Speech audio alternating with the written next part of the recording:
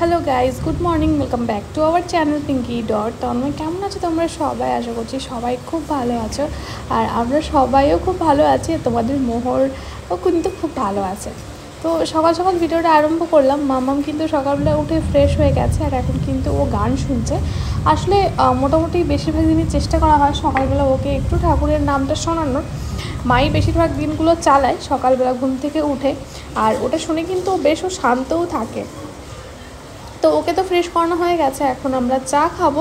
তো চলে এসছি এই যে ডাইনিংয়ে। তো ডাইনিংয়ে আসার পরে দিদি ওকে নিয়ে বসে আছে, দেখো। আর আমি একটু ভিডিও করে নিলাম। আর এত গরম পড়েছে, মানে কি বলবো, বোঝাই যাচ্ছে যে সত্যি ষষ্ঠী আসছে সামনে।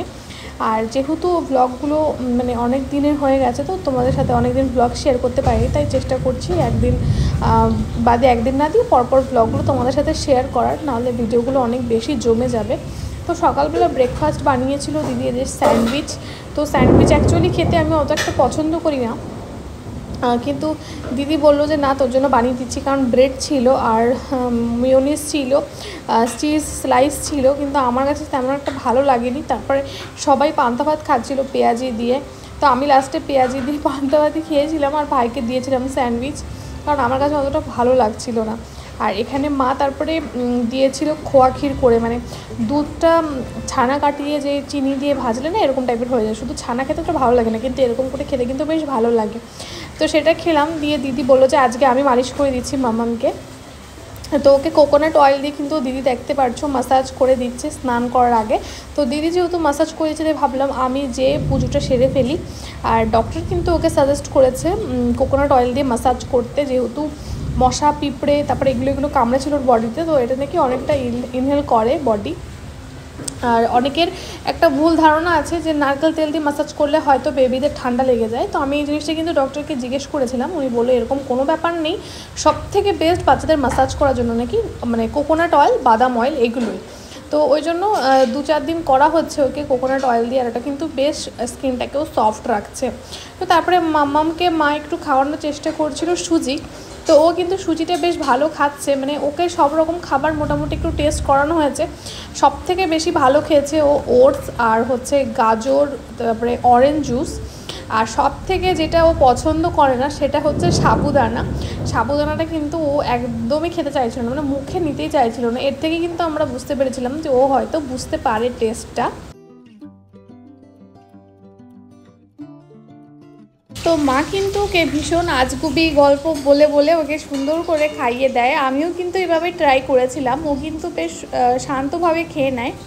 এখনও যেহেতু ছোট আছে, তো এই জন্যই আমাকে ডক্টর বলেছিলেন যে যখন ও ছোট থাকবে বুঝতে পারবেন, তখনও কিন্তু ওকে একটু একটু করে ফুডের সাথে ইন্ট্রোডিউস করান, না হলে একটু বোঝা শিখে গেলে কিন্তু ও আর মুখের মধ্যে ফুড নিতেই চাইবে না। যদি এখনই পুচপুচ করে দেখো বার করে দেয়, মানে বাচ্চারা কিন্তু ভীষণ স্মার্ট হয়, এটা কিন্তু আমি মানে বারবার বলি। আর মা ওর জন্য এই যে 6 মান্থ কমপ্লিট হয়ে যাবে বলে বানাচ্ছিল হোমমেড স্যারেলাক। তো সব জিনিসগুলো নিয়েছিল, তোমাদের সাথে শেয়ার করব কীভাবে মা হোমমেড স্যারেলাক বানায়। তো দুপুরের লাঞ্চ সেরে নিলাম, দিয়ে মামামের সাথে খেলছিলাম। তো দুপুরবেলা অনেকটা টাইম ঘুমিয়েও পড়েছিলাম, তাই জন্য আর ভিডিও পরে শ্যুট করা হয়নি। আসলে 6 মান্থ কমপ্লিট হয়ে যাওয়ার পরে আমরা ঠিক করেছি ওকে বাড়িতেই হোমমেড স্যারেলাক বানিয়ে দেবো, কারণ বাইরের স্যারেলাককে কিন্তু সুগার অ্যাডেড থাকে, আর ওটা কিন্তু প্রিজারভেটিভ। তো ডক্টর বলেছিলেন যদি একটু কষ্ট করে 15 দিনের জন্য করে মানে স্যারেলাকটা বানানো যায়, কারণ হোমমেড স্যারেলাক খুব বেশি দিন কিন্তু বাড়িতে রাখা যায় না। এটা কিন্তু বেবির জন্য অনেক বেশি হেলদি অ্যান্ড অনেক বেশি কিন্তু নিউট্রিশিয়াস হবে। তো আমরা ভেবেছি সেটাই ট্রাই করব, তাই সব রকম জিনিস তো ওর জন্য এনেছি, সেটা তোমাদের সাথে শেয়ারই করেছি। তো এরপরে একটু একটু করে ওকে দেওয়াও স্টার্ট করব, আর সেগুলো তো ব্লগের মাধ্যমে তোমরা দেখতেই পারবে, তোমাদের সাথে তো শেয়ারই করব। তো মামাম দেখো এখন হাসতে হাসতে কিন্তু উল্টে যায়, মানে ও কিন্তু বুঝতেই পারে যে মামাম মানে আমাকে যে ও চিনতে পারে, সেটা কিন্তু আমি এখন বুঝতে পারি। ও কিন্তু আমাকে দেখলে একটা আলাদাই মানে স্মাইল করে, আর এইটা কিন্তু সব থেকে বেস্ট অনুভূতি বলতে পারো।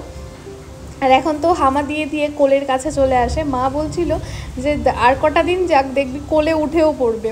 এই সমস্ত অনুভূতিগুলো কিন্তু একদম আলাদা রকম, মানে একদম প্রিসিয়াস মোমেন্ট তোমরা বলতে পারো। যারা মা হয়েছে তারা তো জানোই। দেখো এত ছোট ছোট হাত দিয়ে যখন হাতটা বাড়ায়, হাতের ওপর হাতটা রাখে বা কোলে উঠতে চায়, তখন কিন্তু মনে হয় যে মানে এটা সব থেকে বেস্ট মোমেন্ট লাইফের। তাই ওর সাথে সব সময়গুলো আমি কাটাতে সত্যি ভীষণ পছন্দ করি। তারপর আমার শোকেজের না জায়গাগুলো ভীষণ উল্টো পাল্টা ছিল, অনেক দিনই গোছানো হয় না, সবসময় দিদি গুছিয়ে দেয়।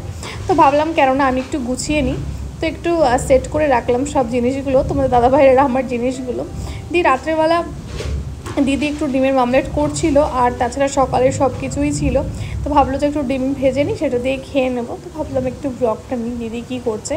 আর এগুলো তো আগের ভিডিও তোমাদের বললামই যে শেয়ার করতে পারিনি তোমাদের সাথে। তারপর দেখো মাম্মামকে মা ঘুম পাড়াবে বলে মশারি টশারি টানিয়ে রেডি করিয়ে নিয়েছে। আর ও তো এখনও বোঝে না যে খাট থেকে এগোলে পড়ে যাবে। দেখো দিদি ওকে ডাকবে আর ও কিন্তু সামনেই চলে আসবে। আর এখন কিন্তু বাচ্চাদেরকে নিয়ে ভীষণ বিপদ, পাশে একজন সবসময় থাকাই লাগে, নাহলে কিন্তু যখন তখন বিপদ ঘটে যেতে পারে। কারণ ও আগে তবুও ঘুম থেকে উঠে একটুখানি বোঝাতো, একটু আওয়াজ করতো। এখন যখন হামা দেওয়া শিখেছে, ঘুম থেকে উঠে কিন্তু ও গুটি গুটি করে এগোতে শুরু করে, মানে কাউকে কিন্তু বোঝাতেই দেয় না যে সে উঠে গেছে। এরকম দুবার হয়েছে যে ঘুমিয়েছিল, আমরা বাইরে রয়েছি, এসে দেখি যে ও অনেকটা খাটের সামনে এগিয়ে এসছে। ওই জন্য এখন আমরা আর কেউই ওকে রেখে কোথাও যাই না, একজন সবসময় ওর পাশে থাকি, তাতে ও ঘুমাক আর যাই করুক। তো দিদি দেখো এরকম করে ডাকবে, ও কিন্তু ওর পুরো বডি এগিয়ে ছেড়ে দিয়েছিল।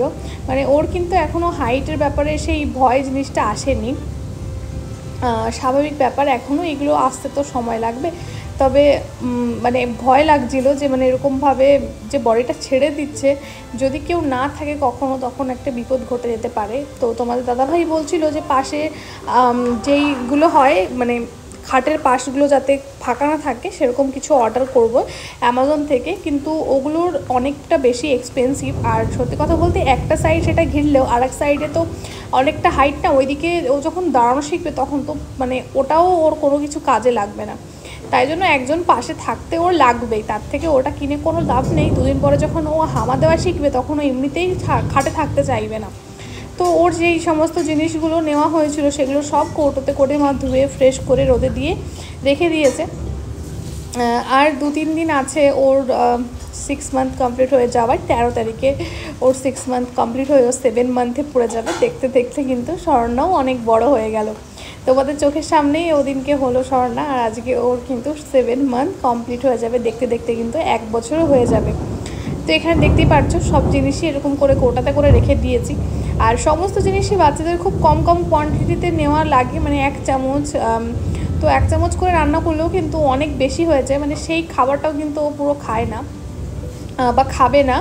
এখন যেহেতু অনেক ছোটো, জাস্ট খাওয়ানোর জন্য ওকে এভাবে প্রিপেয়ার করতে হবে, একটু একটু করে দিতে হবে, তার জন্য তো নিজেকে খাটতেই হবে। আর অবশ্যই পেশেন্সটাও রাখতে হবে যে হ্যাঁ একটা সময় গিয়ে ও খাবে, হাল ছেড়ে দিলে কিন্তু হবে না।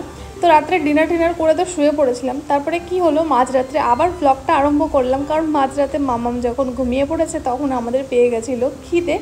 আর এতটাই মারাত্মক খিদে পেয়ে গেছিলো, মামাম তো মাঝে মাঝে একটু লেট করে ঘুমোতে, এবার ওর সাথে কোম্পানি দিতে গেলে আমাদেরকে জেগে থাকতে হয়।